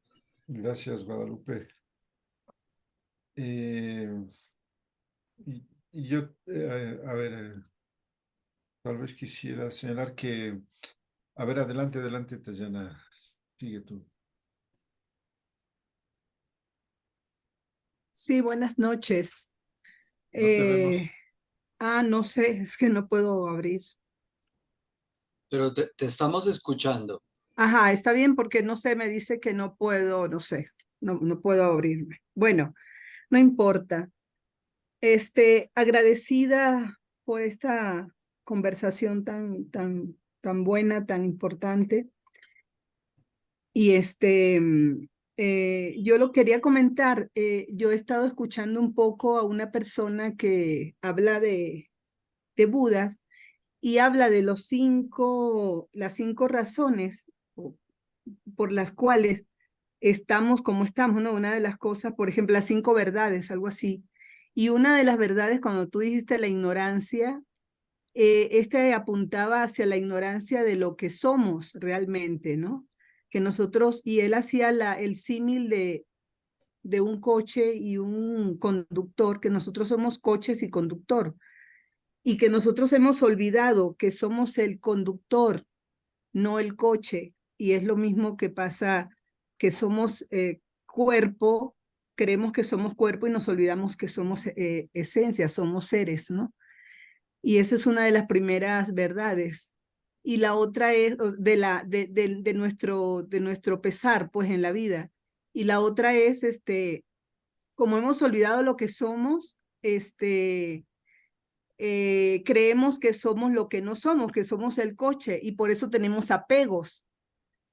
Y entonces nuestra mente, como estamos en el cuerpo, la mente se aferra a las cosas y entonces nuestra vida la conducimos hacia satisfacer lo que la mente quiere, lo que quiere el coche.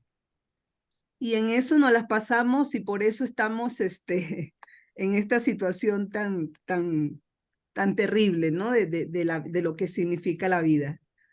Y bueno, más o menos por allí es la cosa. Sí, tal cual, las 4 nobles verdades, sí, señora. Tal Sí. cual, como lo acabas de decir, sí es.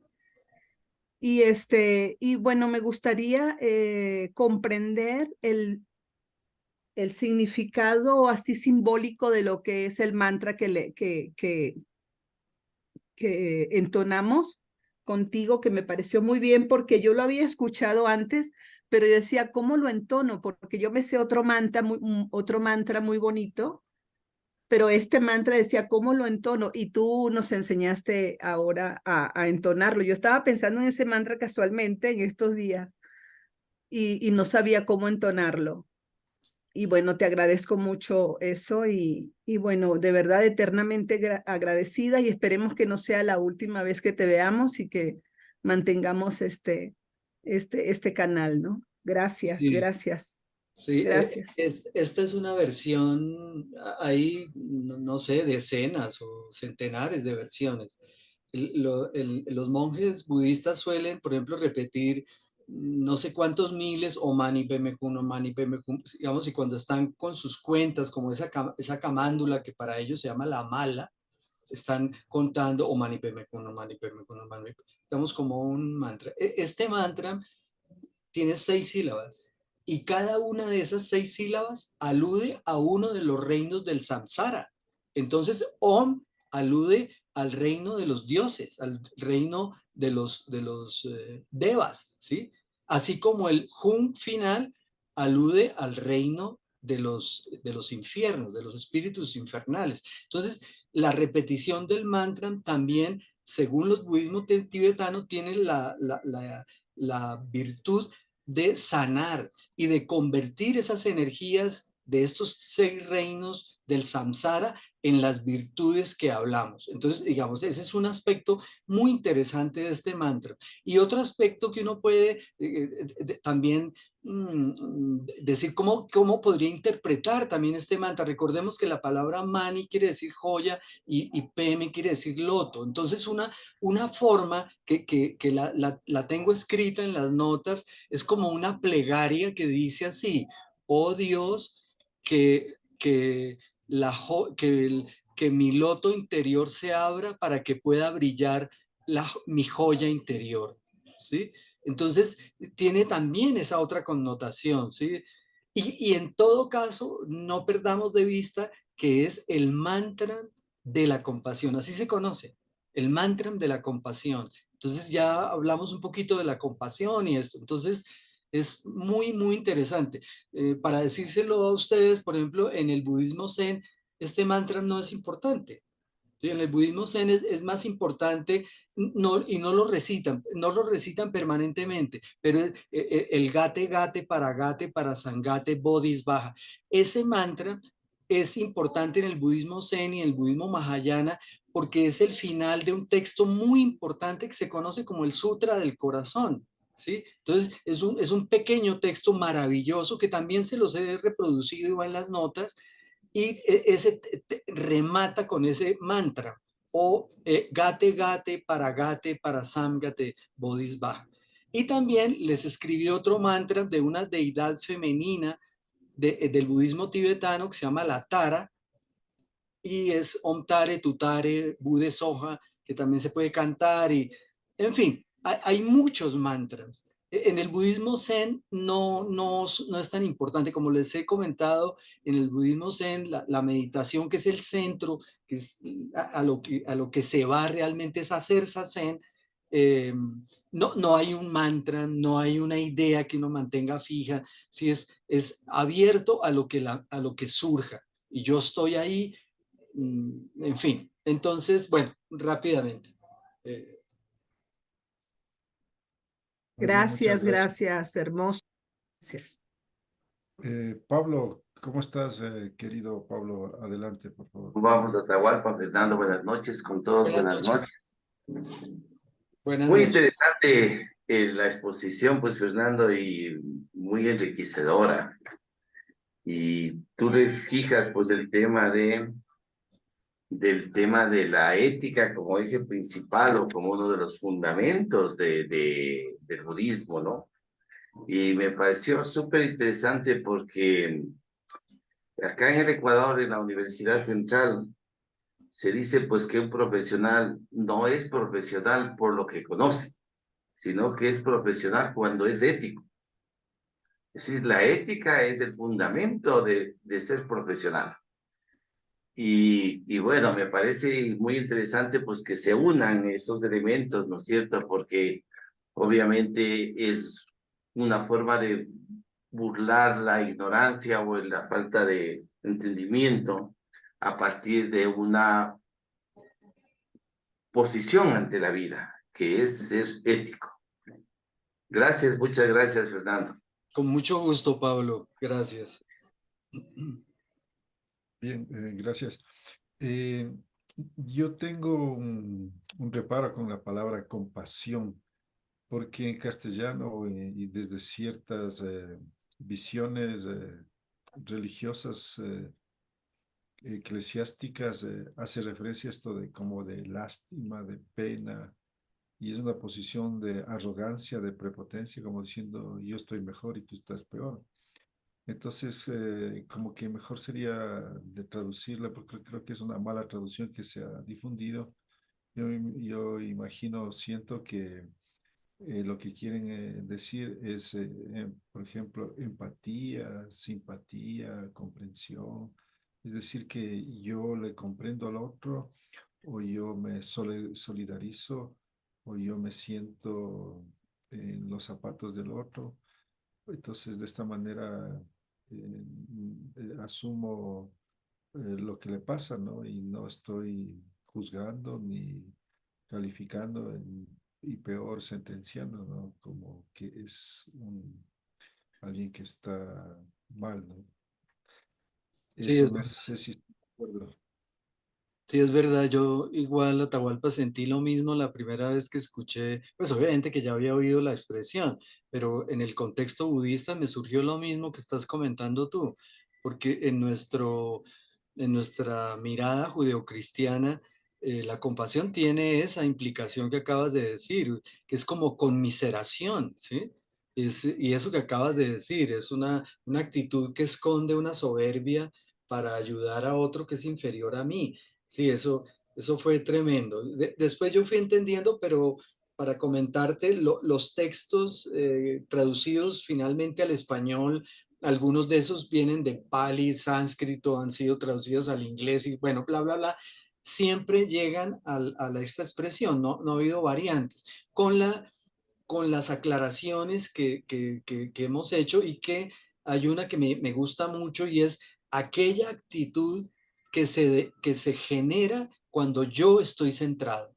Fíjese que no estoy hablando ahorita ni de ayudar, ¿no? Ni siquiera, ¿no? Es porque se supone que mis actitudes tienen que ver con lo relacional. Entonces, es la actitud que se genera cuando yo estoy centrado y cuando lo que habla es mi corazón que está centrado y no está buscando recompensa, no está buscando ejercer una superioridad. Pero comparto contigo esa inquietud porque uno se desliza rápidamente a eso que tú hablaste. Sí.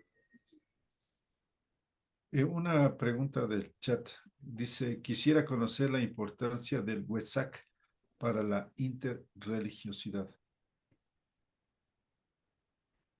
Sí, sabes que yo he participado en varias ceremonias del Wesak y ahorita no podría recordar, están asociados al budismo y están asociados me parece que a algo astrológico, si mal no estoy.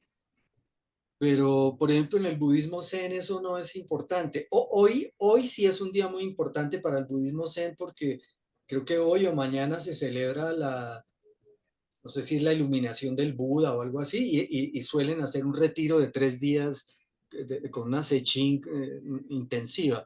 Pero no recuerdo lo del Wesak, a pesar de que sí he participado de algunas ceremonias del Wesak. Muy bien.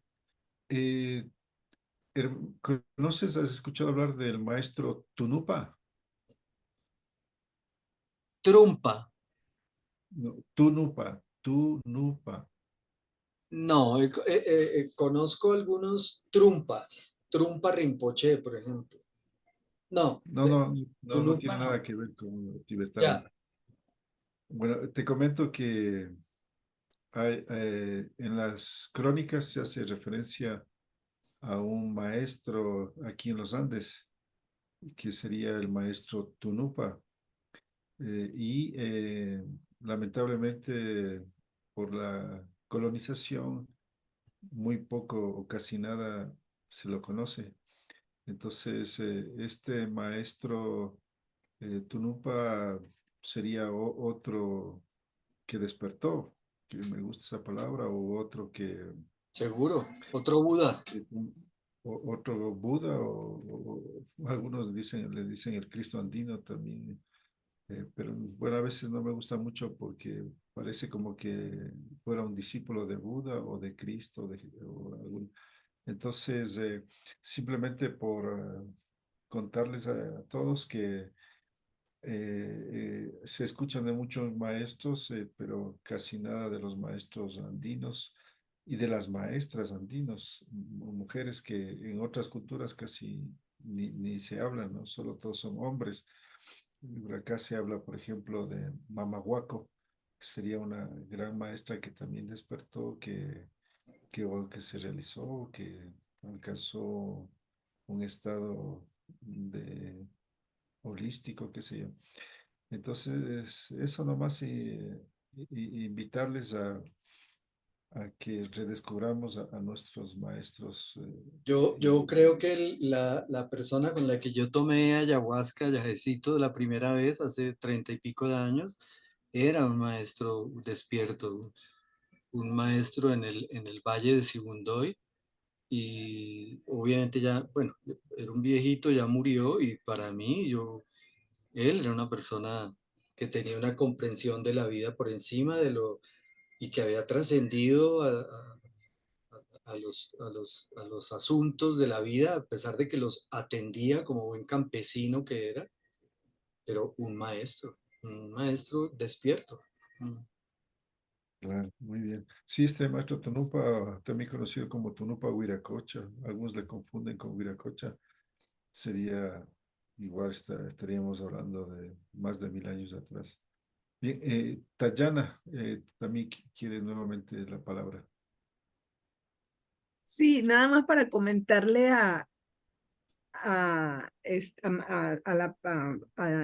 Fernando. De Dogen, no sé si conoce la frase de él dice,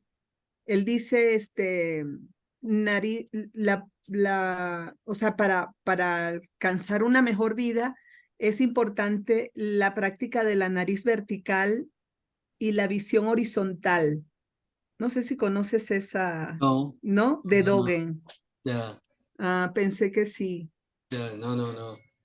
Es que él dice algo así, bueno, me acuerdo de la nariz vertical porque es el centrarte en ti, el que estés despierto observándote en cada situación que tú hagas. Ya, no Y, conocía la frase. y me parece que la visión horizontal es como saber hacia dónde voy, hacia dónde me dirijo, ¿no? Algo así es, pero pensé que conocías. No.